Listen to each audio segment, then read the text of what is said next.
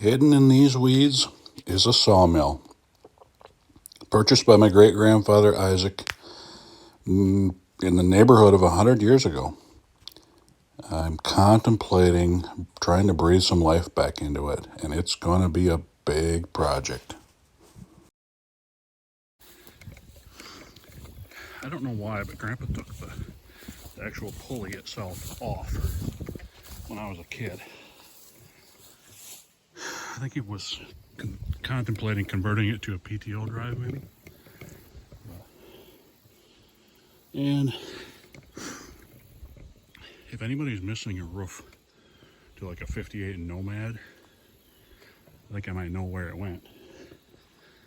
That's been covering up the main drive mechanism, keeping it out of the weather. Probably longer than I've been alive.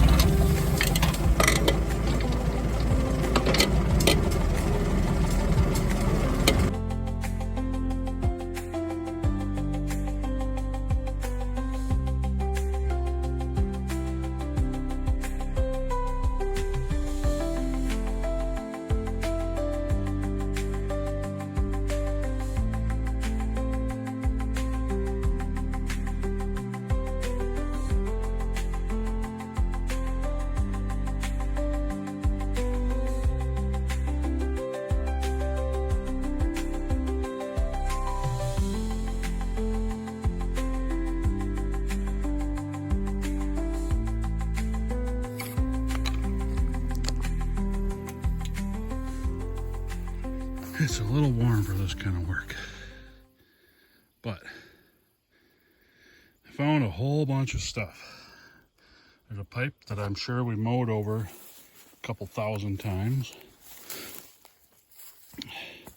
Here's a roller conveyor. I'm assuming this would be the fall off area. I guess I had always envisioned that it would have been on the other end, but I'll have to ask Dad about that. It looks like the track ends right here. The track has come apart in places. Most of the lumber is pretty rotten. I found this plate here. Don't want to lose that. I don't even know what that is. Oh, that's part of the track. That's what that is. I see. So, here you can see part of the wooden frame, what's left of it. Not much.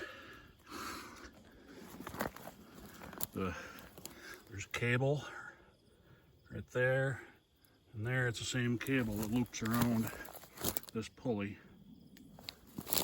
There's another one down at the other end. Found this rod, shaft, pulley, drive, accessory mechanism. I don't know what it is. So, but I'm guessing it's important.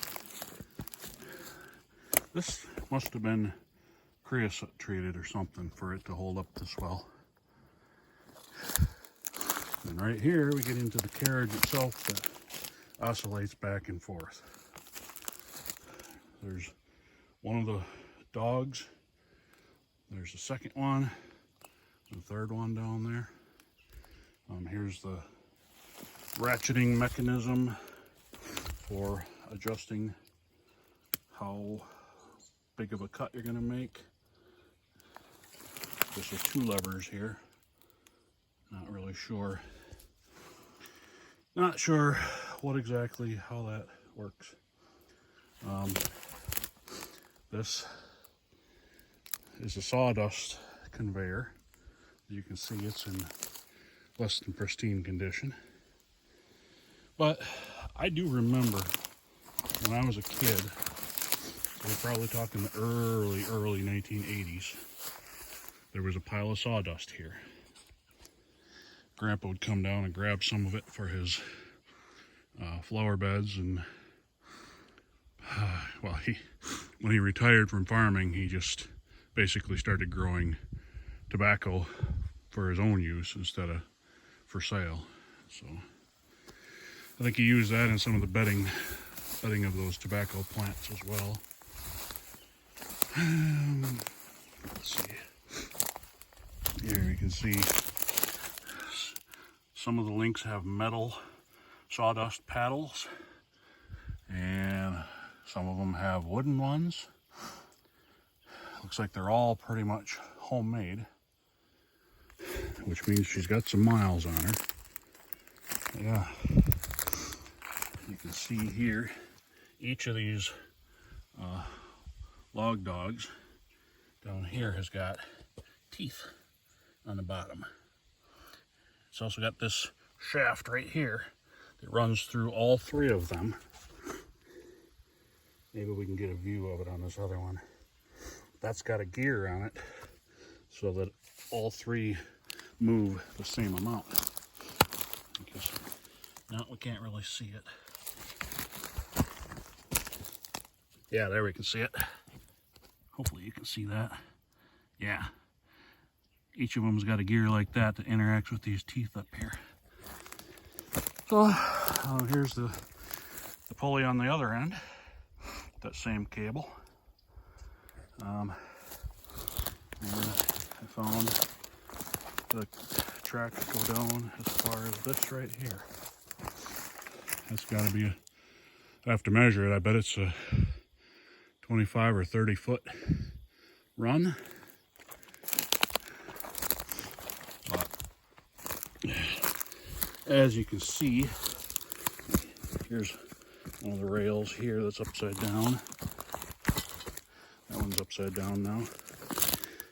There's nothing left of the frame that was anchored to. Got a angle iron or a V-shaped groove on it. And then there's a corresponding V-shaped groove on that. And you know what? That right there has a shaft that goes all the way through to the back. That is that mystery shaft over on the ground that I found.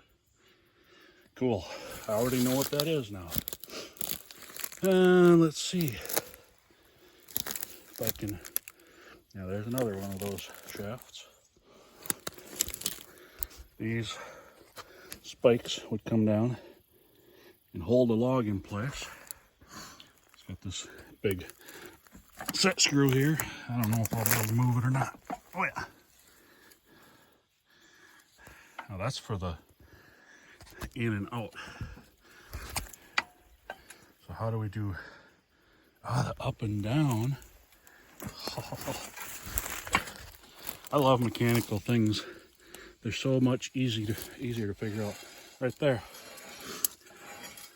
See that? This lever right here.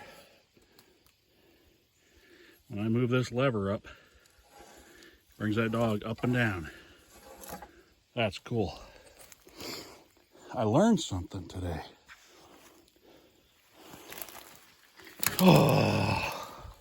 And then we have the mechanism, the drive assembly. You see the lumber over here is getting pretty flaky. This stuff over here is actually quite solid yet. Not sure what all needs to go in which direction, but it's all right. And here we have our friction drive for, I don't know which one is for forward and which one's for reverse on this drive wheel here. which drives a chain, which must power this cart, or I don't know what the technical name for that is. The carriage, I think would be the name for it. Powers that carriage back and forth via the cable somehow. I couldn't get down in here very well with that weed whip. I dulled that blade out on so much crap in here, cement blocks and steel cables. So this is probably the third time I can remember ever removing this lid from this assembly. First time was out of curiosity. Second time was to show a friend of mine who was interested in helping with this. And then this time when I'm contemplating doing something with this. So you can see these, I'm assuming Babbitt blocks here would be where this big drive pulley rides. Not really sure what pulleys or belts would have to get hooked to what. I would have to seriously analyze the direction of rotation of everything. Up until now, I was unsure about should I try to move this thing by disassembling it, or should I try to just sink some posts and rebuild it in place. And I don't know if there's much rebuilding this in place, honestly. I can come down here with a tape measure and get some real solid measurements on stuff and get a whole bunch of pictures, and I think we could do this. I want to make a frame out of treated lumber. Having Sawmill here on the farm, this was always just home sawn. They home sawed a new frame for it. I don't even know, back in the early 60s, I suppose. And they had done it once before that also. And, you know, I just want to use some pressure treated stuff that'll hold up better. I'd love to, ideally, at some point have a roof over it, but that's long term. I'm talking to get it functional would be our first step. Well, actually, the first step would be to severely disassemble and fix. And this is a big project. I don't know how far I'm going to get with it this fall. My only goal here right now was to get all of this stuff up, you know, like this, get it up out of the ground before the frost sets in. That gives me the option of proceeding to some extent anyway, but we'll have to see. I have a bunch of ideas, and I have way more ambition than what spare time I have to actually follow through with this too. So don't be ragging on me if I don't have this thing up and running by next week. It hasn't sawed a bit of lumber in at least 45 years. So, and the last major project that it did was 1969 and 70 when they built the farmhouse up there. And even that, most of that was sawed in the 2 or 3 years preceding 69 and 70. 69 and 70 is when they actually built the house. So I did want to show you somewhere here where, there it is. See if it shows up. International Harvester. I mean, that's a very specialized component of this. So it kind of tells me there's a chance this is built by IH. I could be wrong. Great-grandpa's not around anymore. Grandpa's not around anymore. Couldn't really tell you for sure. I will be disrupting some mice that are living in it though, but that's their problem, not mine. Anyhow, we got it uncovered. We got a bit of a game plan. I'm gonna grab a pitchfork, I think, and start popping some of these components up and out of the ground. I'm gonna probably come back down next weekend with a notebook and start journaling dimensions and what components come from where, label things where I find them, and try to somehow document how this thing will go back together. So, in the meantime, I'm going to put our little cover back up here, and I think we're done with this project for the day. But it's been on my bucket list for many, many, many years, and it only gets worse the longer it sits here. So, we can do it, but it's going to take some doing.